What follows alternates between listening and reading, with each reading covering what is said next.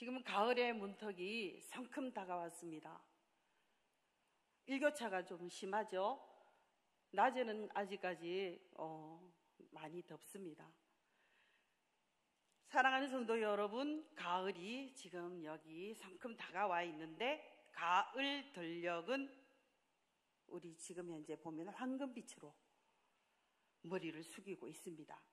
농부는 익은 곡식을 손으로 거두며 하나님의 은혜를 마음에 새깁니다. 그런데 만약 농부가 아직 때가 아니다, 차일피일 미루고 기다리기만 하면 어떻게 될까요?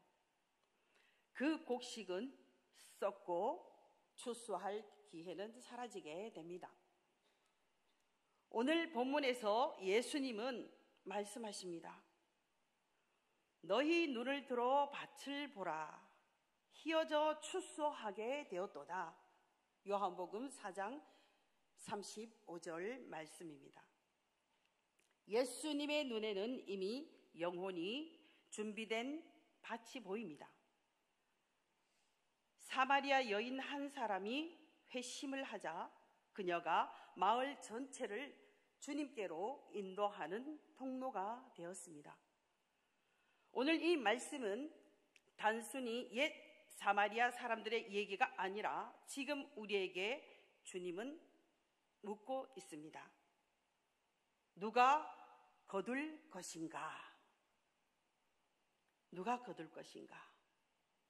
먼저는 예수님을 만난 사람입니다. 읽지 않았지만은 4장 3절로 7절 말씀해 보시면 예수께서 유대에서 갈릴리로 가는 도중 사마리아를 건너가야 되기 때문에 그 수갈하는 우물가에 사마리아 여인과 대화를 나누고 있었습니다. 유대인이라면 절대 있을 수 없는 행동을 하시고 계시는 것입니다.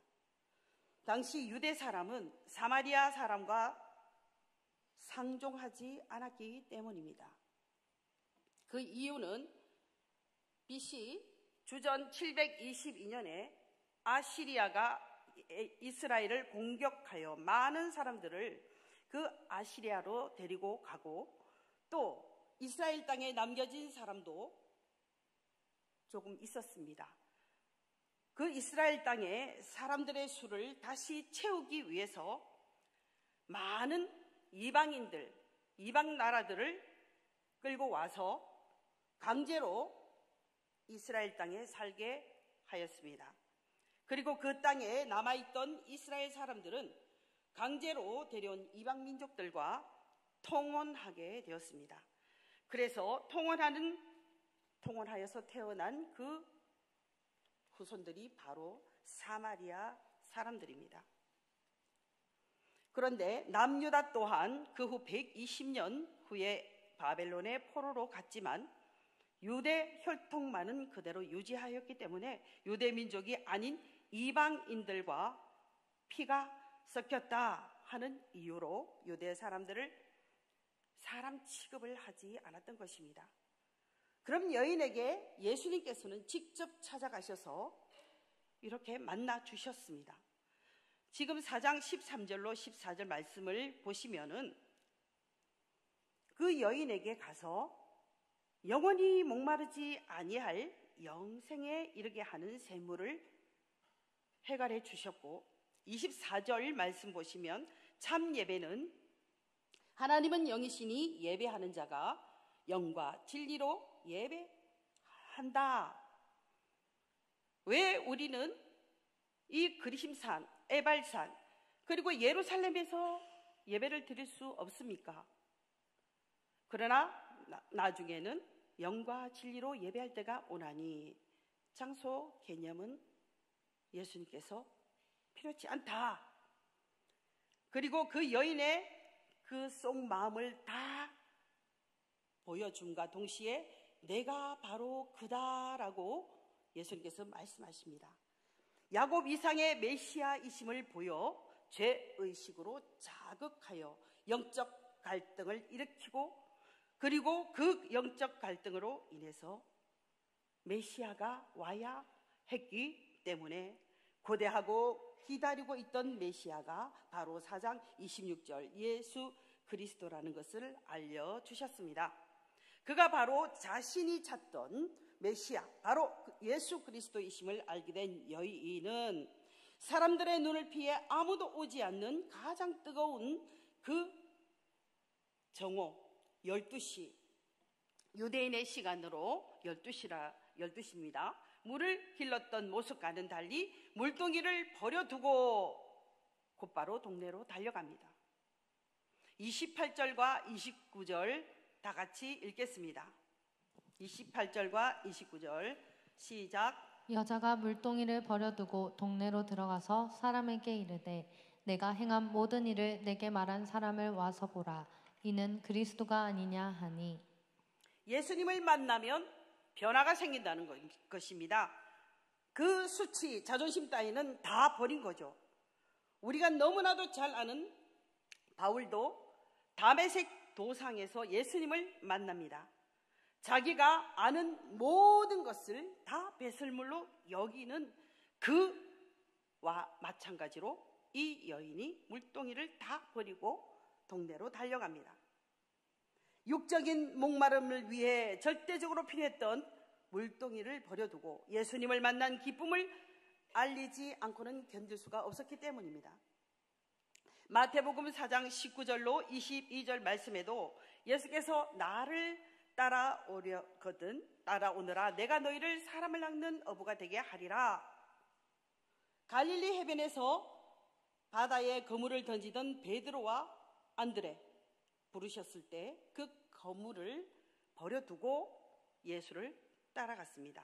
세베대의 아들 야고보와 요한 또한 그 아버지와 그물을 깁는 그 때에도 아버지와 그물을 버려두고 예수님을 따라갔습니다. 우리가 중요한 것을 하려면 덜 중요한 것은 버려야 합니다. 내가 인생에서 가장 목마른 것이 해결되었으니까 더 이상 목마르지 않으니까. 육신의 갈증이 생길지 모르겠지만 내 영혼의 갈증이 해결되기 때문에 여인은 그냥 마을로 가는 것을 보게 됩니다. 여러분, 예수님을 만났다면 우리도 알지 못하는 부지불식간에 변화가 일어날 수밖에 없다는 것입니다. 대개는 선택의 기로에서 예수님을 선택하기보다는 내가 붙들고 있는 그 무엇을 위해서 예수님이 필요해서 신앙을 시작하게 됩니다. 그런 사람들은 끝내 예수님을 따르지 못합니다. 마가복음 10장 21절로 22절 말씀에 나오는 부자 니고데모를 우리가 생각해 볼 수가 있습니다. 니고데모는 부자입니다. 관원입니다. 사회적인 명망도 있습니다. 항상 내가 영생을 받았나 못 받았나 의심을 품고 있었던 사람입니다. 예수께서 네 재산을 다 팔아서 가난한 사람에게 나눠주고 오라. 그는 근심한 얼굴로 돌아갑니다. 우리는 무엇을 놓지 못하는 것입니까? 자존심, 학벌, 재산, 명예, 권력. 우리가 가지고 있는 것을 놓지 못하면 아무리 교회에 와서 기도하고 또 찬양하고 또 내가 전도를 해도 우리는 예수를 만난 사람이 못 된다는 것입니다. 어둠 속에 소외되어 살았던 그 여인의 과연 누구를 만났기에 저렇게 수치를 가지고도 담대하게 변할 수 있었을까? 그 마을 사람들은 생각했을 것입니다. 그 누구에게도 말할 수 없었던 나만의 은밀한 비밀이 밝혀지는 것이 중요한 것이 아니라 예수님을 메시아를 만났다는 것에 그 수치는 아무것도 아니었다는 것입니다. 지금 예수님을 만난 여인에게 가장 중요한 것은 그리스도를 알리는 것이었습니다. 우리 안에 예수 그리스도의 복음이 들어왔다면 이 여인처럼 우리 자신이 가지고 있는 것을 버리지 않으면 예수로 꽉 차지 않으면 변하지 않는다는 것입니다. 이 여인은 우선순위가 바뀐 것입니다. 사랑하는 성도 여러분, 여러분들은 메시아 예수 그리스도를 진정 만나셨습니까? 영생토록 솟아나는 그 샘물을 지금 마시고 계십니까? 예수님을 만나면 우리의 문제들은 문제가 될 것이 아무것도 없습니다. 물동이를 버려두고 즉시 메시아를 만났다고 외쳐야 한다는 것입니다. 우리 빛으로 오신 우리 예수님께서 지금도 우리의 삶을 비추시며 늘 구원의 자리에 초청하십니다. 내가 만난 예수님, 내가 놓지 못하는 것을 버려두고 예수님을 만난 자의 삶을 살아가시는 여러분들이 되시기를 주님의 이름으로 축원합니다. 자, 휘어져 있는 밭을 누가 거둘 것인가? 그 두 번째는 하나님의 뜻을 양식 삼는 자입니다. 하나님의 뜻을 양식 삼는 자. 자, 제자들이 먹을 것을 가지고 동네에 돌아와서 예수님께 음식을 드리려고 권했을 때, 자, 우리 34절 다 함께 읽겠습니다. 34절 시작. 예수께서 이르시되 나의 양식은 나를 보내신 이의 뜻을 행하며 그의 일을 온전히 이루는 이것이니라. 아멘. 제자들은 여전히 먹고 마시는 육적인 음식에만 관심을 가지고 있었습니다. 먹고 사는 문제 중요합니다. 그러나 주님께서는 그것보다 중요한 것이 있음을 분명히 밝히 말씀하고 있습니다. 지금 먹고 마시는 행위보다 중요한 영적인 문제, 그것은 하나님의 뜻을 행하는 것이라고 제자들에게 말씀하고 계십니다. 마태복음 6장 31절로 33절 말씀을 보시면, 그러므로 염려하여 이르기를 무엇을 먹을까, 무엇을 마실까, 무엇을 입을까 하지 말라. 이는 다 이방인들이 구하는 것이라. 너희 하늘 아버지께서 이 모든 것이 너희에게 있어야 할 줄을 아시느니라.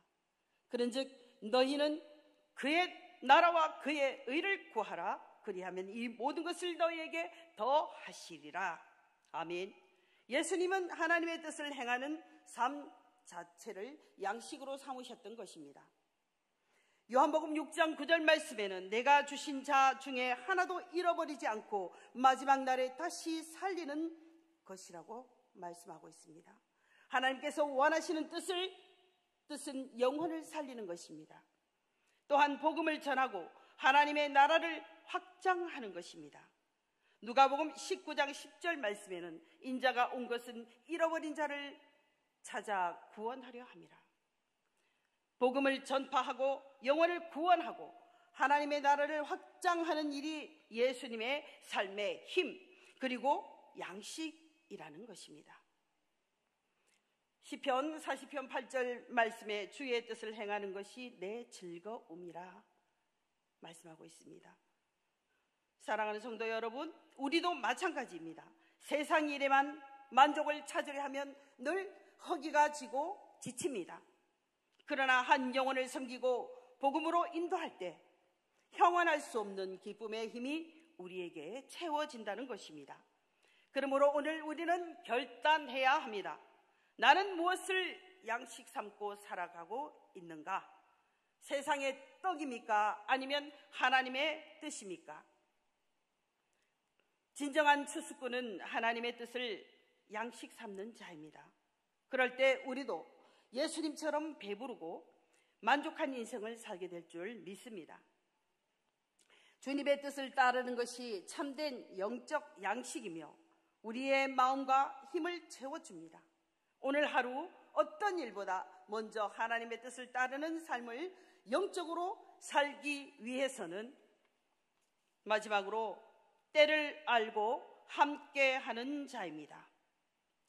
35절과 36절 다 함께 읽겠습니다. 너희는 넉 달이 지나야 추수할 때가 이르겠다 하지 아니하느냐. 그러나 나는 너희에게 이르노니 너희 눈을 들어 밭을 보라. 희어져 추수하게 되었도다. 거두는 자가 이미 삭도 받고 영생에 이르는 열매를 모으나니 이는 뿌리는 자와 거두는 자가 함께 즐거워하게 하려 함이라. 아멘.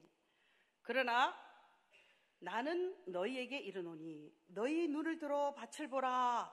희어져 추수하게 되었도다. 사람들은 흔히 아직 때가 아니다.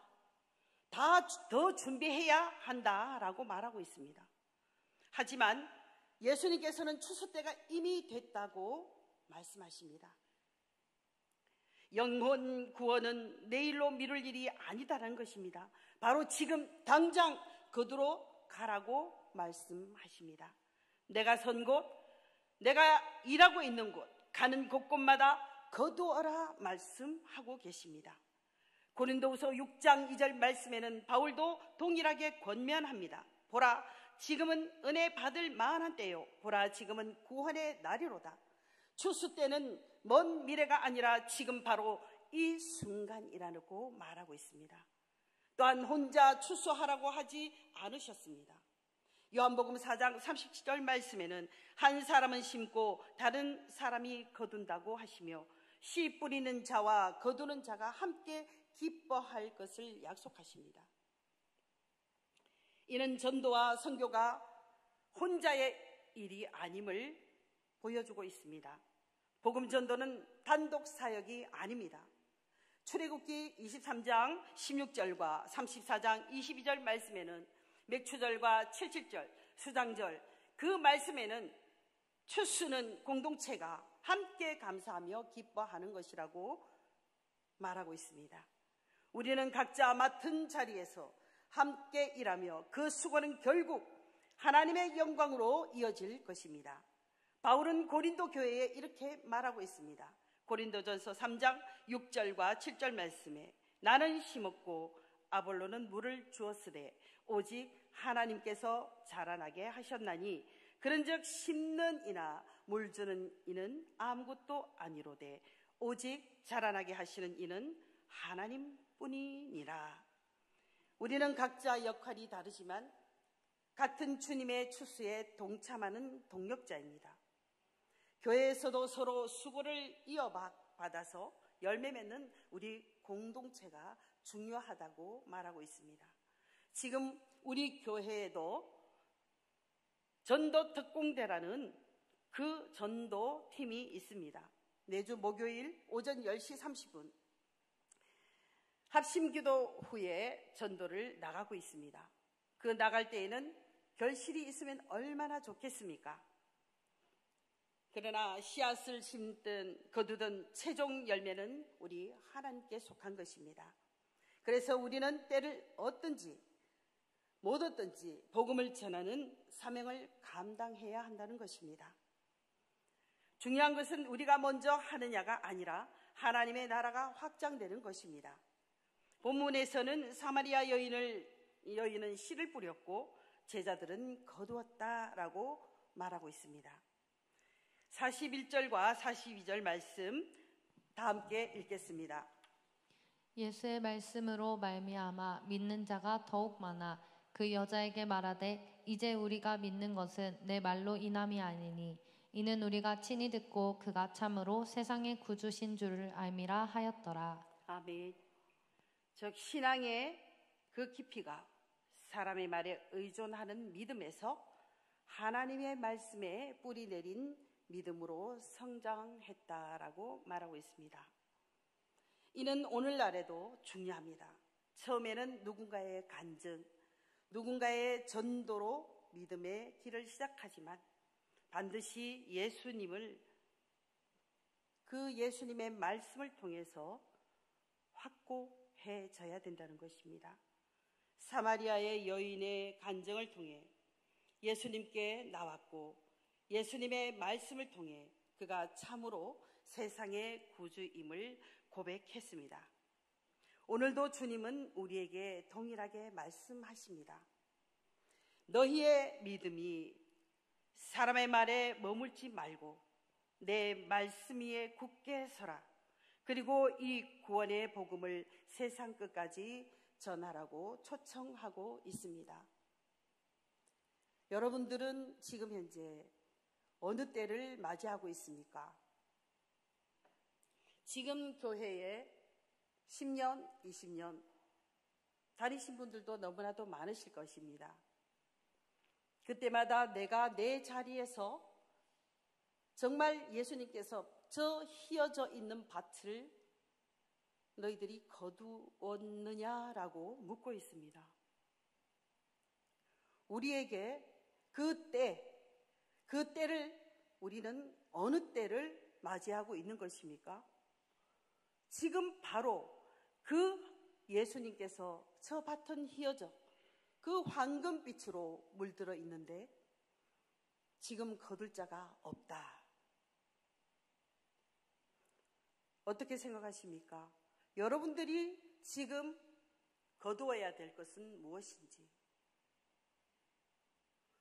너무나도 그냥 교회에 와서 예배 드리고 그냥 지금까지 그런 매너리즘에 빠져 있지는 않습니까? 하나님께서는 우리에게 늘 이렇게 촉구하십니다. 내가 너희들에게 사명을 주었다. 그 사명이 무엇이냐? 영혼을 구원하는 것이다. 그런데 내가 이 자리에 와서 말씀을 듣고 있다고, 또 내가 여기에 앉아 있다고 구원을 다 받았다고 생각하는 것은 착각입니다. 여러분들께서 이 휘어져 있는 이 밭을 여러분들이 어느 때에 거둘 것인가? 지금 여러분들 한번 생각해 보십시오. 이 빈자리를 어떻게 채울 것입니까? 우리는 지금까지도 그냥 내가 편하니까, 내가 지금 현재 정말 내 인생에서 큰 어려움이 없으니까. 그러나 이 사마리아 여인은 소외되어 있습니다. 소외된 그 여인이 예수님을 만났습니다. 그 예수님을 만나고 그렇게 자기 자신이 수치스럽고 또 5 남자와 살았던 여인입니다. 그리고 사마리아 여인은 인간 취급을 받지 못했던 여인입니다. 지금 이 사회는 이런 여인들이 너무나도 많다는 것입니다. 그런데 외면하고 있습니다. 지금 현재 그 사회에 이슈화되는 것은 이 세상이 나를 바라지 않기 때문에 방에서 나오지 않는 그런 사람들이 너무나도 많다고 합니다. 그런 분들을 한 사람 한 사람 찾아가서 여러분들이 이렇게 추수를 하려고 생각해 본 적이 있으십니까? 우리는 물티슈만 가지고 또 전도지만 가지고 나가면은 다 전도했다고 생각을 하십니까? 아닙니다. 내 가족들, 내 친척들, 그리고 내 이웃을 한번 들여다보십시오. 내 일이 아니니까, 나만 편하면 되니까, 그리고 내가 아무 일이 없으니까 여러분들이 돌아다보지 않습니다. 그러나 예수님은 찾아오셨습니다. 이 사마리아 여인에게.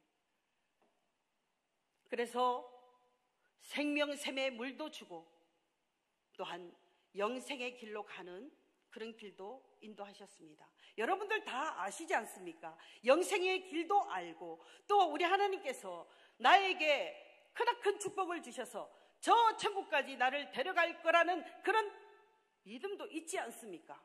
왜 혼자만 가지고 계신다는 것입니까? 하나님께서는 게으르고 악한 사람을 책망하십니다.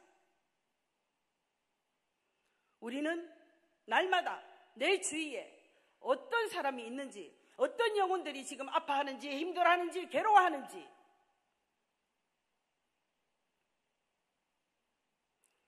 여러분들께서 지금 현재까지 잘 살아오셨습니다. 그러나 우리 하나님께서는 또 어떻게 인도하실지 모릅니다. 내가 당해봐야 이게 슬픔이었구나, 내가 당해봐야 그렇게까지 하시겠습니까? 우리는 이 성경의 말씀을 가지고 여태까지 4천년의 역사를 이어오면서 하나님께서 인생은 이런 것이다라고 모두 이 성경 말씀 안에 다 기록해 놓았습니다. 그런데 하나님을 아는 것이 아니라, 예수님을 아는 것이 아니라 나만 알고 있는 것입니다. 이 바울도 다메섹 도상으로 가다가 자기가 가진 것은 얼마나 많습니까? 나는 베냐민 지파요, 나는 히브리인 중에 히브리인이요, 나는 로마 시민권을 가진 자요, 나는 가말리엘 문화생도요, 8일 만에 할례를 받은 사람이라, 그렇게 자랑했던 사람도 어디 예수를 만나니까 모든 것이 배설물로 여겨졌다라고 말합니다. 여러분들 솔직히 내 자신이 잘났다는 사람 한번 나와보십시오. 나를 잡고 있는 그 무언가를 여러분들이 잡고 있기 때문에 주위의 사람이 보이지를 않습니다. 내려놓으십시오. 버리십시오. 내가 예수를 만났다면, 정말 예수 그리스도의 이름으로 기도합니다 라는 그런 기도를 하고 계신다면 나를 내려놓으십시오.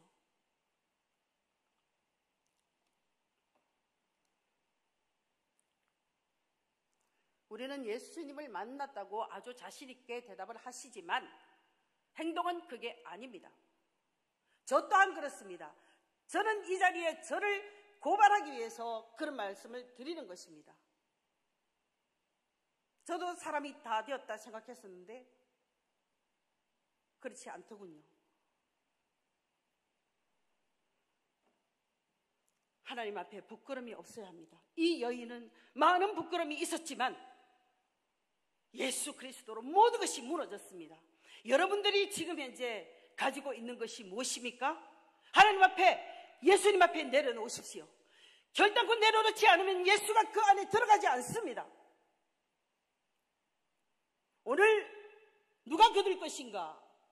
그 거두는 그곳에 내가 있으면은 절대 거둬들일 곳간이 없습니다.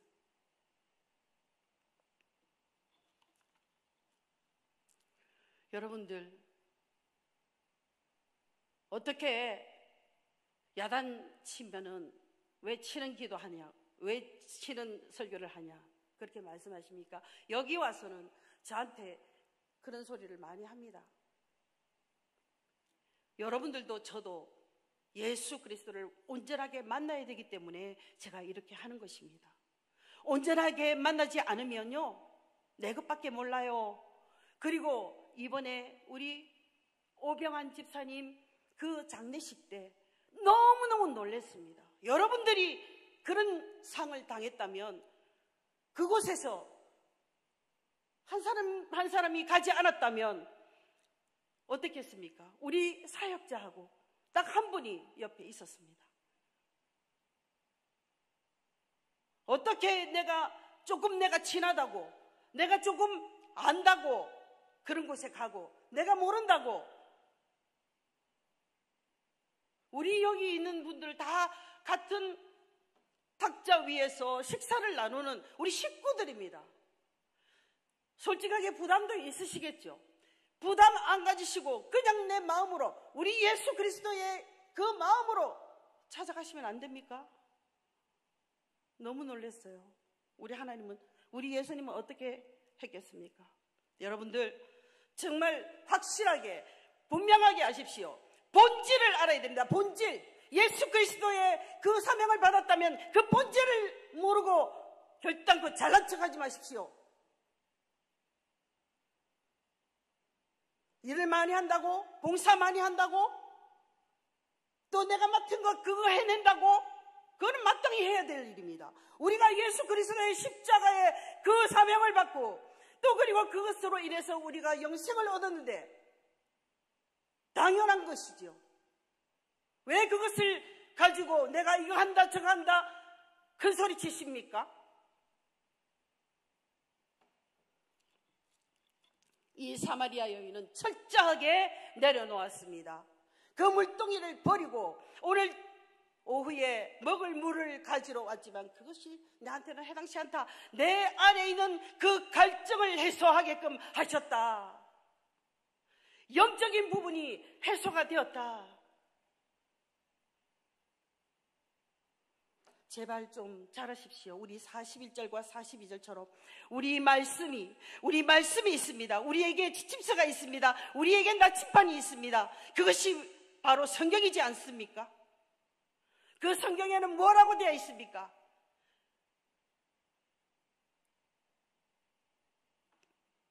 하나님을 올바르게 알지 못하면 우리는 항상 착오를 일으킵니다. 모두 다 교회 잘 다니고 그냥 그리스도인이라고 그냥 덤으로 넘어갑니다. 그러지 마십시오, 제발.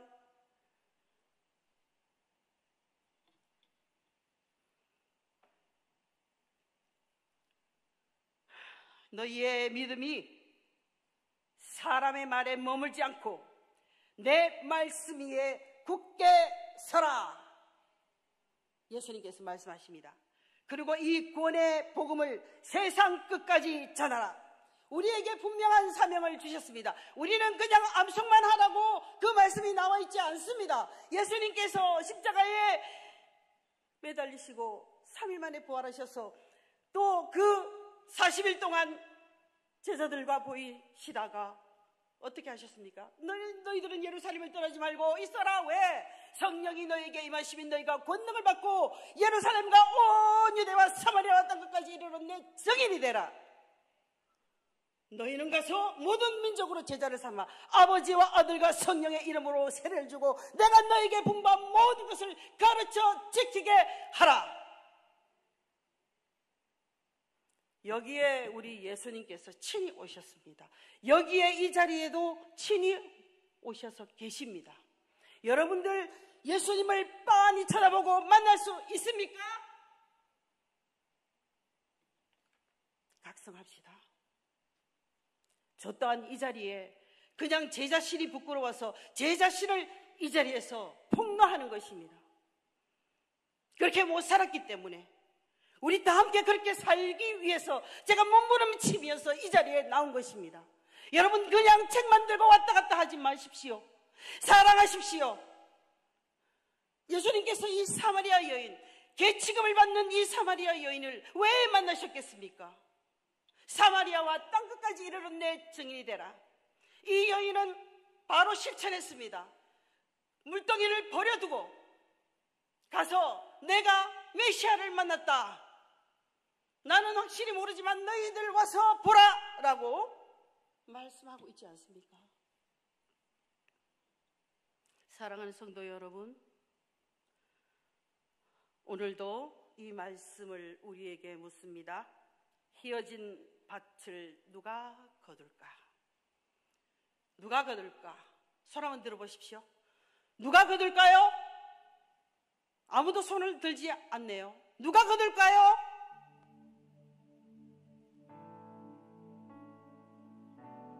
예수님 만난 자만이 거둘 수 있습니다. 하나님과의 인격적 만남 없이는 결코 추수의 기쁨을 동참할 수가 없습니다. 우리가 먼저 주님을 만나야 합니다. 하나님의 뜻을 양식 삼는 자만이 거둘 수가 있다고 말씀하고 있습니다.